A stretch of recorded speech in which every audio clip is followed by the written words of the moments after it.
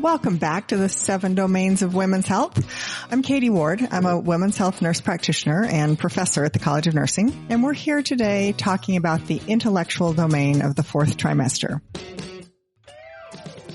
The intellectual domain is always fun for me because it feels like the place where I get to geek out a little bit on the things that I like to think about. So if you haven't listened to the physical, social, and emotional domains of the 4th trimester, I hope you'll go back and catch those. We're going to cover a little different angle this time. And with me to help think about the intellectual domain is my co-host always, Dr. Kirtley Parker-Jones from Obstetrics and Gynecology. So I'm going to start by telling you about a picture I'm looking at. I've had the privilege of traveling to Rwanda and Uganda, where I've had a chance to view mountain gorillas. And I have this picture of this mother with a baby kind of riding around on her back like it's riding a horse. And that's how most of our primate cousins, their babies, they carry their babies all the time. Part of it is the moms are carrying them, and part of it is those babies do not let go. So babies stay absolutely positively attached to their mothers 24/7. Mom doesn't put them down. Mom doesn't give them to anybody else to hold. As they get old enough to move around, mom is never far away. So they don't trust anyone else to take care of that baby. But humans are different. We share our babies. And in fact, that's one of the key insights that one of my heroes, Sarah Blaffer Hardy, talks about is human mothers literally cannot provide all the calories that their babies need from birth to independence. And so human babies have evolved to be completely irresistible, not only to their mothers, but also to other caregivers. So they have those big eyes and they smile and they babble and they are interactive and designed to recruit help from anybody that will provide it. And we call this, where other people provide care in place of the mother, cooperative breeding. So this is a system that didn't just solve the calorie problem. It actually created a feedback loop that is part of what made us human. So babies who could read social cues and charm multiple caregivers while keeping an eye out for their mom, those babies survived better. And communities that shared child care could support those slow developing, calorie needy babies. And that kind of allowed for our complex brains to develop and for communication to develop and for humans to have such long lifespans. So we call it human nature, our ability to cooperate and communicate and read each other's minds and build trust. And this all emerged from the fundamental need of sharing the work of raising children. So it's something that's really unique to our species. And it's kind of driven by these cute babies. And this all worked out really well when we were traveling in small bands of hunter-gatherers, and these are groups of related individuals. So mothers would be with their own mothers, they'd be with their partners, but they'd also probably be around sisters and cousins. And what's happening, I think, for a lot of people today is there's this real mismatch between the world that we evolved in, these small groups of related people who stayed with you all the time and who you felt safe sharing childcare with, and kind of our modern expectations that, one, mom should have this maternal instinct to do everything, but they have to do it by themselves and do it alone. So this nuclear family that we kind of think of, and we talk about it a lot lately as traditional, it's actually kind of a historic blip. For most of human history, women worked alongside other family members. They were in fields and family businesses. They were in extended households, and children came along and were cared for by that whole community. So this kind of 1950s image of, leave it to Beaver, stay at home mom in suburban isolation. This is, it's not even the world that we live in today. It was a little blip in a timeline, and it's now become a standard that, that we're having a hard time recreating. And it actually was really working against our cooperative breeding design. So that's the lens I want to look at today in this intellectual domain, is kind of this evolutionary lens, and thinking some of these challenges in the postpartum period, they might have been things that were adaptive in a different environment, but we're trying to raise our babies in what's an unnatural environment for our species. So I want to talk for a minute about something. It's a phrase we hear. It's called mommy brain, and it's real, but it's kind of not what you think. During pregnancy and postpartum, you're being bathed in a complex hormonal cocktail of oxytocin and prolactin that are, there to help you nurse your baby, vasopressin, some other hormones that we don't talk about so much, galanin. But these are all working together to sort of reorganize your brain for motherhood. Curtly, I know you know a lot about this. Well, it's just been a big interest because certainly since people have developed really very sophisticated imaging techniques of the brain, we can actually look at the brain before people get pregnant, when they're pregnant and after they're pregnant. And some of the big hormones, estrogen and progesterone during pregnancy, which are very high, plus all the other things that the placenta makes. So these very high levels of hormones change the brain, and it's really some pruning parts of the brain, meaning there's some loss of some areas during the pregnancy itself. The gray matter gets a little bit smaller. Gray is the cells of the brain.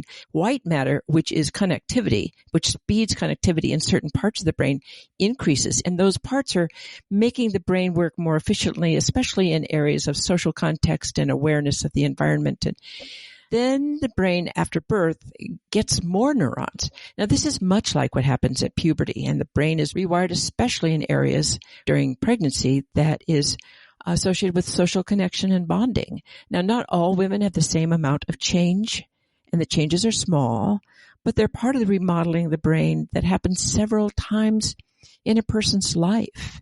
And we're just beginning to explore this process. And I could only wish that I had the same kind of scan before medical school and then after I finished my residency and fellowship. So there was 4 plus 4, 8, 9, 10. There's 11 years of high stress, high function, high input. My brain was remodeled, and just probably the same way it was without the benefit of the scan after pregnancy. Yeah, it's like your brain is reorganizing to be focused intensely on infant survival. So I think your brain maybe knows what it's doing. It might feel like you're kind of scattered and forgetful, but it's really like getting a new processor that has a distinct job. And there's something called situational awareness, that ability to read the environment both physically and socially, that I think is enhanced in a new mom.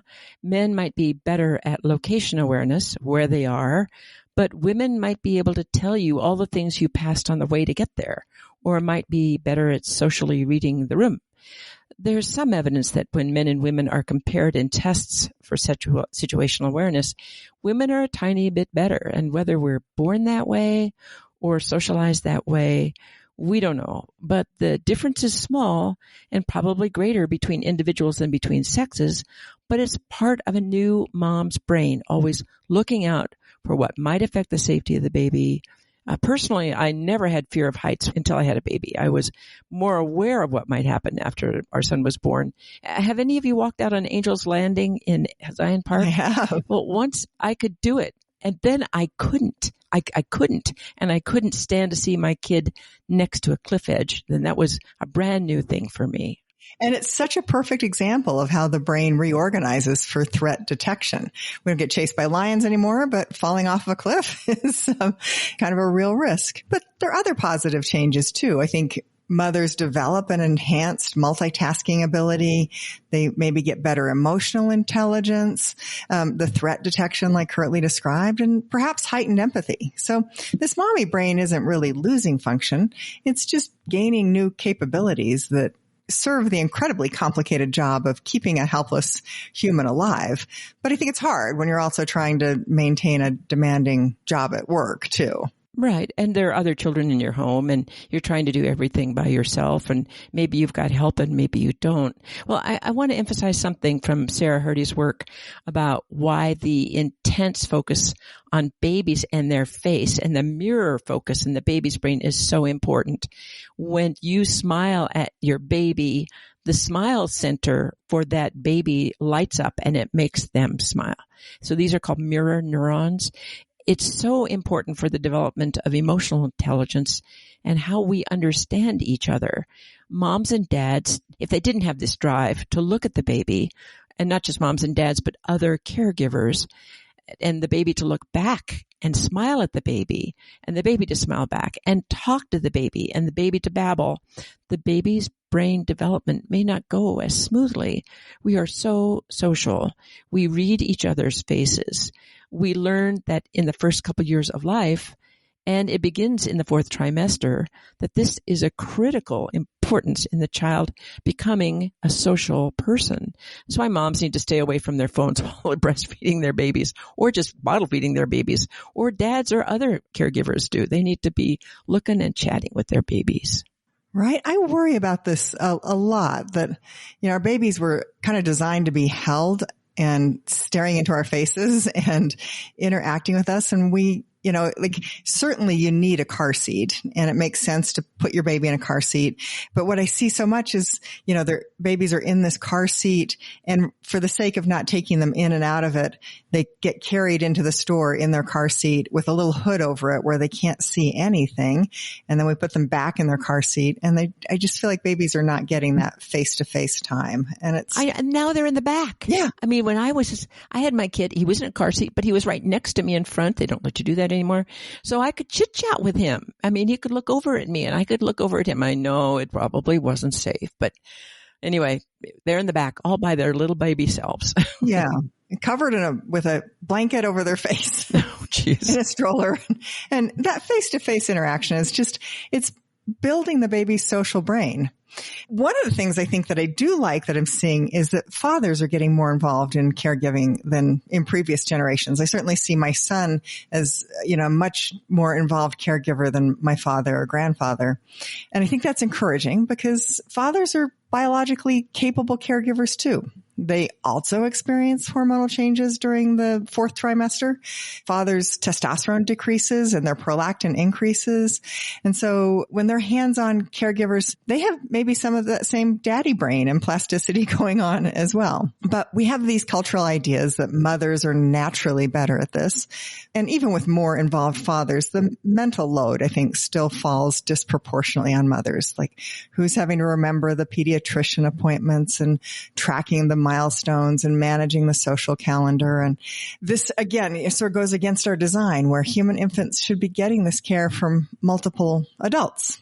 So, we're getting better at some things. And at the same time, I think we're putting a lot of pressure on both mothers and fathers where we're getting away from some of our evolved experience and what we should be doing. So we have Jamie Hales, who's a licensed clinical social worker and a perinatal mental health certified therapist. She's currently working with the Huntsman Mental Health Institute to develop maternal mental health programs for the hospital. And she serves on the board of Postpartum Support International, the Utah chapter. We talked about those in the last episode. As both a mother and a clinician, Jamie is passionate about research and advocacy for women's mental health, and we're really grateful to have you here today, Jamie. You work a lot with parents, and I'd love to hear from you about some of the things that you see going on for moms in the 4th trimester and how you help them manage that. Yeah, absolutely. One of the things I wanted to jump back to was this whole idea of mental load, the evolutionary versus societal factors. We know that some of these things are very much part of that evolution, but I think societal factors have a large factor, that come into play with this. So as we're talking about mental load, it does seem like at this particular moment in time, there is still a lot of emphasis that mom is going to be the one that does this. So we see it all the time, like you were kind of saying before, moms are managing the social calendar. They're keeping track of, who's had what vaccinations, what's going on at school today, who had a bad day, who is struggling with their friends. The list just goes on. And all of those things are like wonderful and so necessary, but also can be extremely stressful for parents, especially if you feel like you're managing that kind of stuff all by yourself. So one of the things that I've really used a lot in my practice, if you're familiar with the work Fair Play by Eve Rodsky, I think that has been a really great tool for educating not only, our moms, but their partners on what the mental load actually is, and also gives some really practical ways that we can work on balancing that workload and adapting family roles to what it looks like now in a more modern society. Yeah. I mean, I remember that when I was raising kids. We had 5 of them at home at once, and my husband would get up early and go to work, and he had to leave very early. So he would just tiptoe out of the house and leave. And I would get up and make sure the dog was fed and the dog had gone out and the kids had their lunches packed and everybody had a ride to school. And there was a list of chores for when they got home. Yeah. I just remember thinking, this is not fair. Well, remember there in some cultures and hunter-gatherers, the older mom was there with the babies, or it was the teenage daughters. So there were other mothers, and there are grandmothers and fathers who, by virtue of happenstance or a sick mom, or God forbid, a dead mom, a mom that died for some reason, who are doing this and can do this. So it's not meant to be a slight on those people who've picked up the reins and done a phenomenal job, because they have the capacity and the neuroplasticity in their own brains to mother. We all can mother. Yeah, absolutely. Jamie, tell me that reference you just mentioned again is... There's a book and actually kind of a fun card deck called Fair Play. Cool. By an author named Eve Rodsky. I really enjoy using that one in my practice. I recommend it to pretty much all of my new parents, and also people who have been parenting for quite some time. Thank you. We'll put a link to that in the show notes for today. Thank you for sharing that. Yeah, you're welcome. Yeah. I mean, I think the mental load is one thing. And then I think also, changing people's kind of changing identity. How do you integrate, your pre-baby self with your new, you're being a mother? Oh yeah, absolutely. So earlier when you were talking about some of the brain changes that happen in puberty, it brings me back to this idea of matrescence and this idea that we almost go through yet another form of puberty as we become moms. We definitely have to reorganize our priorities around our children when we have them. But prior to that, our priorities may have been organized around other things. Like maybe we spent most of our time thinking about work or, things that we enjoy, having hobbies. And once we have kids, there is a somewhat normal process that will change and that we'll have to focus differently. When I'm working with families, I really like to talk about perinatal wellness planning, because having an identity and having a life outside of just motherhood is an incredibly important thing. We'll always be mothers once we have our kids. It doesn't matter if they're 50 or if they're, 5 months old. We're still mothers. It's a part of us. But at some point, we will have to reorganize yet again on our identity and shift into whatever new role we're going to have, whether that's a return to some of the things that maybe we had to mourn losing when we first had our kids, whether it was our hobbies or even just our freedom to move about without having to worry about, launching an expedition with a diaper bag and, 500 snacks. We do get back there. And if we don't figure out how to integrate these parts of ourselves or maintain things that bring us joy and fill our cup, it can make that transition out of early motherhood also really difficult, because we can lose sight of ourselves.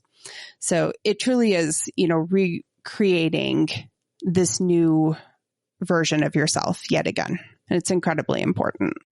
And I think that's where, kind of recognizing that we're designed to share our childcare with multiple other people. It's good for our babies and it's good for us. And it's a thing that we can keep doing. Like, we get to participate in childcare in our community as our own children grow up and become menopausal grandmothers ourselves, that we get, we still get to participate. And so, yeah, there are multiple opportunities. And you're right. Like, the identity changes, but I think that shift of thinking of ourselves as part of a big community instead of being the person that has to do it all is probably, it seems really helpful to me. Yeah, I totally agree. Yeah. Socially, I think, I think we're talking about it a little bit more, at least I'm hearing about it, involving fathers getting more involved. And I think that's been a little bit of a cultural shift.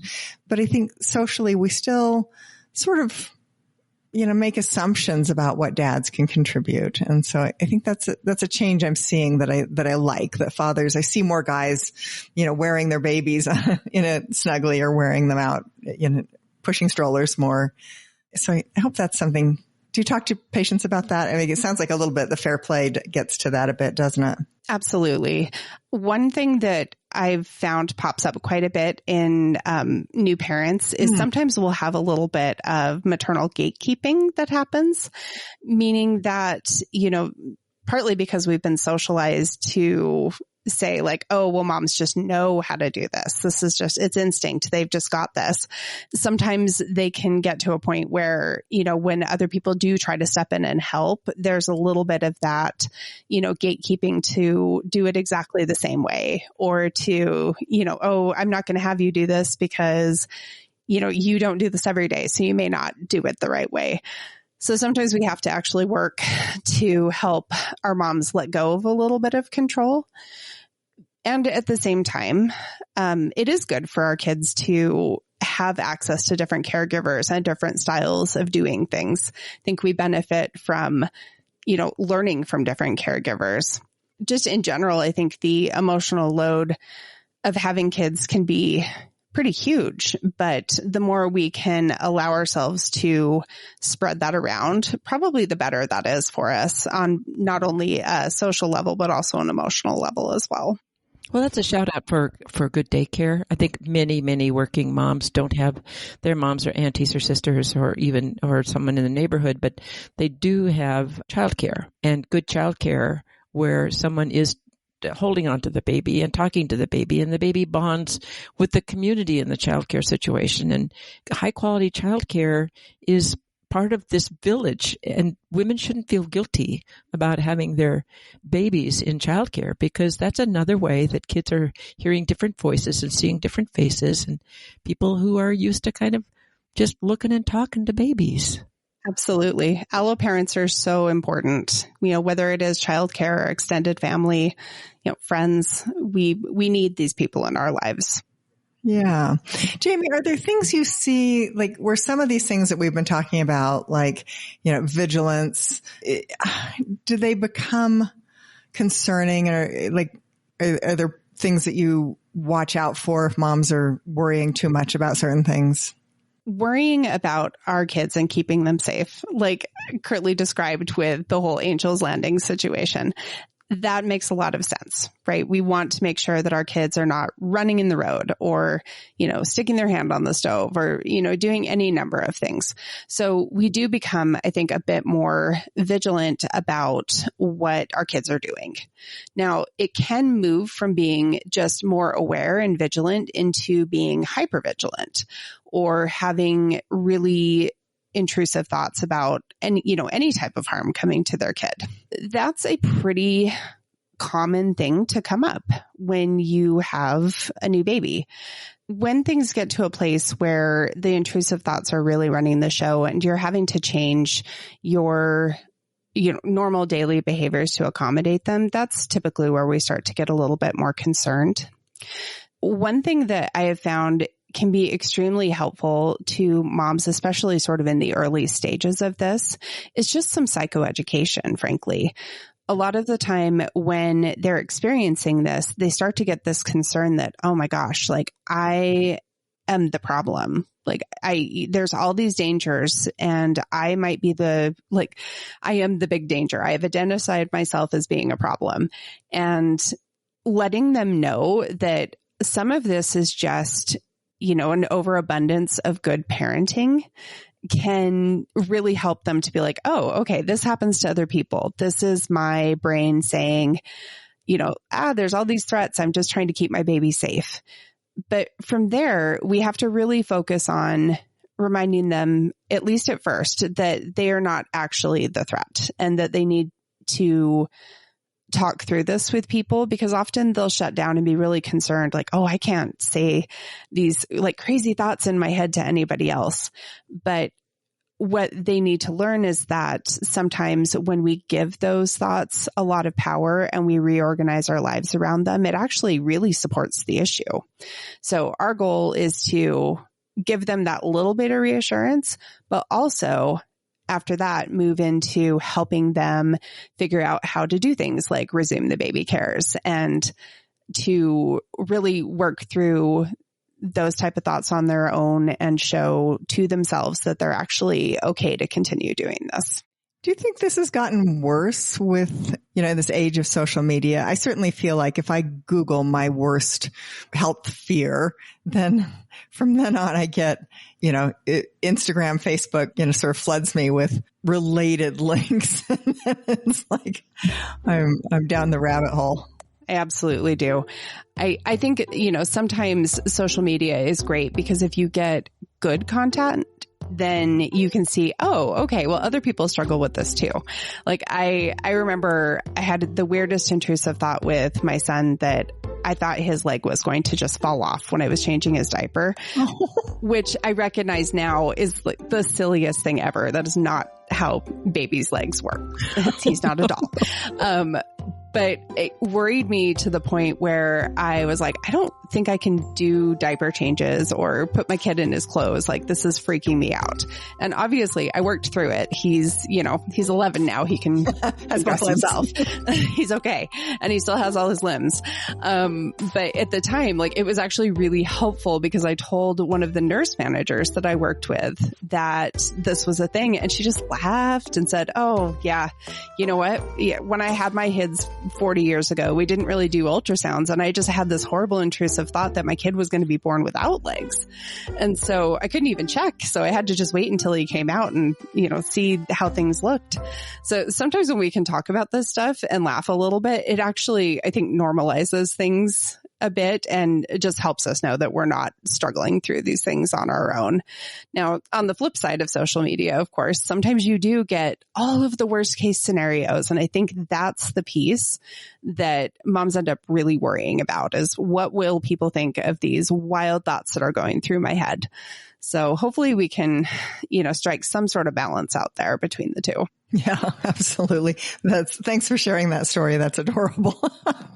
But I think that that's such a good thing for people to hear is that most everybody has, that is part of that brain change is your brain is a little bit wired to be paying attention.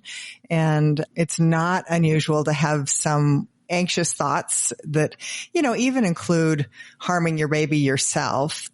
These are thoughts that people have, but that doesn't predict that people are actually going to harm their child. And so I think, again, it's part of being in community where you have someone to talk to about and say, that's normal. It's okay. Yep. And absolutely. It's usually quite the opposite. Yeah. When you're having these thoughts, we are usually not actually much of a threat. And it's important to talk to people about that. So if there is an issue, we can help get you some help, but also just to let you know that, chances are it's not really going to be a problem. I don't worry that much about these moms actually, harming their babies. They just really want to make sure they're safe. Any other, sort of practical recommendations you have for mothers that are feeling overwhelmed in the fourth trimester? So even though I think culturally, it's hard for us to ask for help. There's a lot of this narrative of, you're a mom, you know how to do this. You've got to just, suck it up and get through because this is what we do. It is okay to ask for help. Like we really need to encourage and normalize that whether you have a really tight, extended family or, you're utilizing friends or, like you shouted out before regarding, having high quality childcare. We were not meant to do this in isolation. That was never the goal. So it's okay to ask for help. It's okay to plan ahead. In fact, I really like to push the idea of doing some sort of postpartum planning to talk about how you're going to get some of these just very basic things taken care of, like your sleep, making sure you have food. I mean, I love we do meal trains right after people have a baby, but sometimes we need that, a couple months down the road, even still when things have dropped off and we maybe don't have as much support. People need support throughout their parenting journey. And we need time to be adults, and we need time to spend with our partners and to be good parents and to provide. But that means we're probably going to need some assistance to get all that done. I love that. Thank you. Thank you so much, Jamie, for sharing your insights and ideas and suggestions. I mean, I think that is what I like about this kind of evolutionary perspective, is kind of taking a step back and understanding that we truly evolved to raise our children in community. We did not. It's not natural for us to do this alone or just alone with our partner. You know, babies are designed to get help from lots of other people. You know, that is actually what makes us human, is that reaching out. So I think that planning, but even just recognizing that living your life, you know, in your four walls with your television and your phone, that is such a deviation from really what makes us human. And so whether it's family or friends or support groups or professional help, reaching out is actually the natural thing to do. So thank you for joining us today on the intellectual domain. And you can find more episodes in our series on the 4th trimester and all of the 7 domains of women's health at women7.com or wherever you get your podcasts. And for this episode especially, remember that your brain in the postpartum period is not broken. It's trying to do a job that was meant for a whole village. So reach out to your village.